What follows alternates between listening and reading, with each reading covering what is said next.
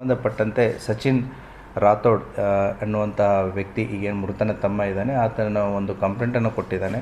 ಏನಂದರೆ ಈತನನ್ನು ಸತೀಶ ಸುಮಾರು 1.5 ವರ್ಷದ ಹಿಂದೆ ಇವರು ಮಾಡ್ತಾ ಇರುವಂಥ ಆರೋಪಿಯಾದಂತಹ ರಮೇಶ್ ಲಮಾನಿ ಅಂತ ಏನಿದ್ದಾರೆ ಅವರ ಮಗಳನ್ನು ಮದುವೆ ಆಗ್ತೀನಿ ಅಂತಂತ ಹೇಳಿ ಮನೆಯಲ್ಲಿ ಹೇಳಿರ್ತಾನೆ. ಅದೇ ರೀತಿ ಮನೆಯವರು ಹೋಗಿ ಅವರ ಮನೆಗೆ ಹೆಣ್ಣು ಕೊಡೋದಕ್ಕೆ ಕೇಳಿರ್ತಾರಂತೆ.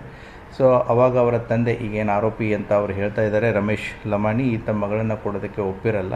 ಆ ಹಿನ್ನೆಲೆಯಲ್ಲಿ ಮನಸ್ತಾಪ ಆಗಿರುತ್ತೆ. ಮತ್ತು ಅದೇ ವಿಚಾರದಲ್ಲಿ ಅವರ ಮಗಳು ಬಾವಿಯಲ್ಲಿ ಬಿದ್ದು ಸುಸೈಡ್ ಮಾಡ್ಕೋತಾಳೆ ಅಂತಂತೇಳಿ ಕಂಪ್ಲೇಂಟಲ್ಲಿ ಹೇಳಿದ್ದಾರೆ.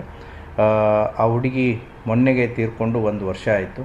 ಸೊ ಆ ಹಿನ್ನೆಲೆಯಲ್ಲಿ ನಿನ್ನೆ ಇವನೇನು ಈಗ ಮೃತನಾದಂತಹ ಸತೀಶ್ ರಾಥೋಡ್ ಏನಿದ್ದಾನೆ ಈತ ಅರಕೇರಿ ತಾಂಡಾದಿಂದ ತನ್ನ ವೆಹಿಕಲಲ್ಲಿ ಹೋಗ್ತಾ ಇರಬೇಕಾದ್ರೆ ಈಗ ಆರೋಪಿತನ ಮನೆಯ ಹತ್ತಿರ ಆತನ ಕಾರ್ಗೆ ಅಡ್ಡಗಟ್ಟಿ ಗುಂಡನ್ನು ಹಾರಿಸಿ ಚಾಕುವಿನಿಂದ ತಿವಿದು ಕೊಲೆ ಮಾಡಿದ್ದಾರೆ ಅಂತಂತೇಳಿ ಒಂದು ಕಂಪ್ಲೇಂಟನ್ನು ಕೊಟ್ಟಿದ್ದಾರೆ.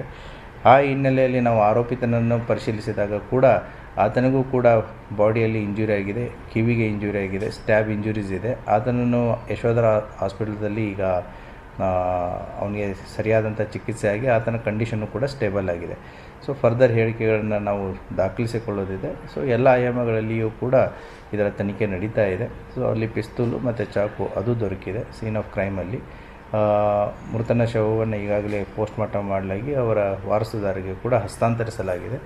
ಸೊ ಈಗೇನು ಆರೋಪಿತರಂತ ಕೊಟ್ಟಿದ್ದಾರೆ ಅವರು ಆಸ್ಪತ್ರೆಯಲ್ಲಿದ್ದಾರೆ. ಸೊ ಅವರನ್ನು ರಿಕವರಿ ಆದ ತಕ್ಷಣವೇ ಅವರ ಹೇಳಿಕೆಯನ್ನು ದಾಖಲು ಮಾಡಿ ಫರ್ದರ್ ತನಿಖೆಯನ್ನು ಮಾಡಲಾಗುವುದು. Thank you.